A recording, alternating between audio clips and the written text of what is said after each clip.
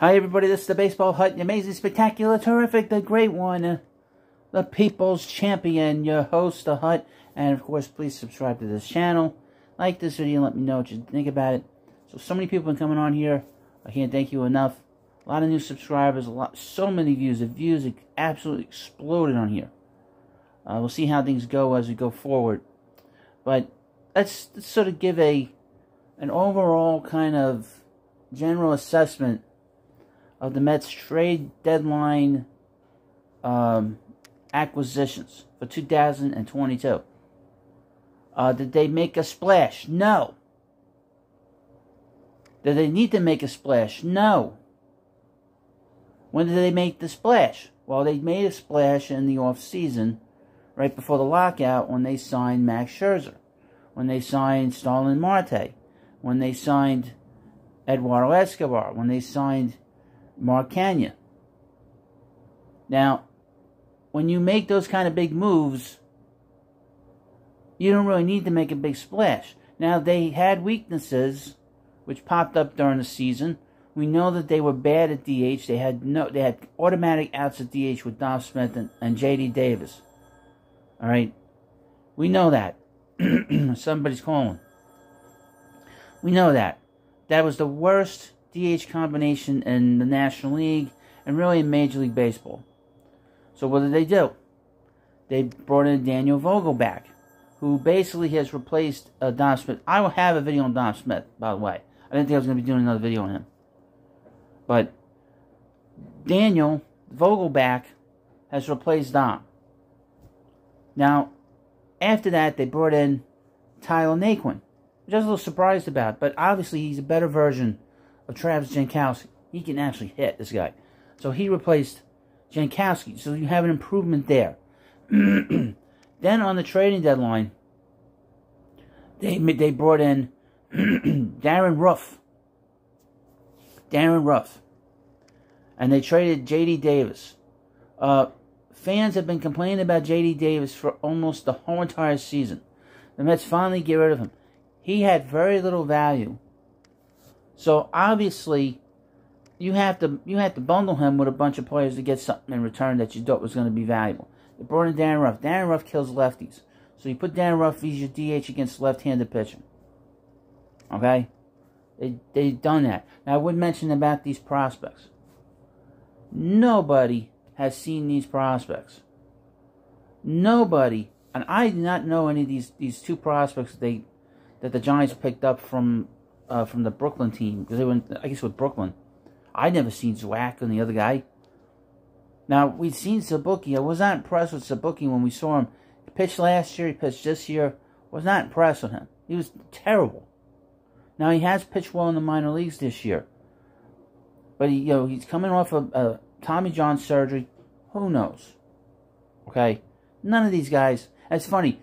The Mets don't trade prospects for other pieces. People complain. They trade prospects for these guys. They complain. It doesn't make any sense. Those guys aren't going to help the Mets for about 2-3 years. Right? By that point, Max Scherzer will be out of here. Jacob deGrom will probably be out of here. Now, the one issue was the bullpen. Big issue. They could not get a left-handed reliever. But as it turned out, nobody got a left-handed reliever, which I don't understand. All these teams that are so bad, that had all this left-handed relief pitching, didn't move anybody. The Tigers didn't move anybody. They had plenty of left-handed relievers. They didn't move anybody. But then it tells you how bad the Detroit organization is. That they can't make a move to trade some of their pieces. If you want to know why some of these teams are in bad shape, in terms of the bad teams, it tells you how poorly they run. Now they brought in Michael Gibbons from the Cubs. The Cubs in between. They got all these guys on the team. They said goodbye to them. They say goodbye to the Contreras. Oh, we're going to miss you. Ian Happ, we're going to miss you. Well, you're not going anywhere. Hello, I must be going. Hello, I must be staying with these guys. Well, anyway. They picked up Michael Gibbons from the Cubs. He wasn't David Robertson, who I really wanted the Mets to get. Is he good? Yes. Is he good as Robertson? No. Has there been incremental improvement of this team overall? I would say so. But again, they don't have a lefty. It's a major problem later on when we get to later on in the season. Especially if they're going to go up against guys like Matt Olson and, if Bryce Harper comes back or going up against the Dodgers and having to deal with Bellinger. It's going to be tough. Or going up against Soto later on if they face them later on. It's going to be tough. It's going to be tough. But this team is run well. They got a good manager.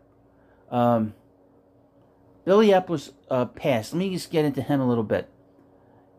His reputation with the Angels, one negative that he had, which I read and knew about, was his ability to bring in relief pitching. This was from when he was there. So that is something to keep an eye on. I think Gibbons will pitch well because Buck had him in Baltimore. But they could have used a little bit more. So to sort of give you a grade, I'll grade it on a curve based off of the team's record and based off the fact so much stuff has happened that's been good. I'll give them a C-, D+. People are going to say, oh, they deserve an F. No. When you are so far out, when you have so many games above 500 on a team, this team's probably going to win. It's going to have the second best record in the history of this franchise. These guys know what they're doing. You can't call it a failure. You want to know what a failure is? What the Brewers did. And doubling down on it, what David Stearns did by trading Josh Hader. That Brewers team is completely devastated. Completely devastated that Josh Hader got traded for a lesser closer and Rogers. Well, you don't trade a guy like that for Rogers and not rip the heart out of your team. And the rationale for the Brewers makes no sense. So they could be in a little trouble in that division, by the way. But we'll see. Well, thank you for watching this video. Please subscribe to the Baseball Hut.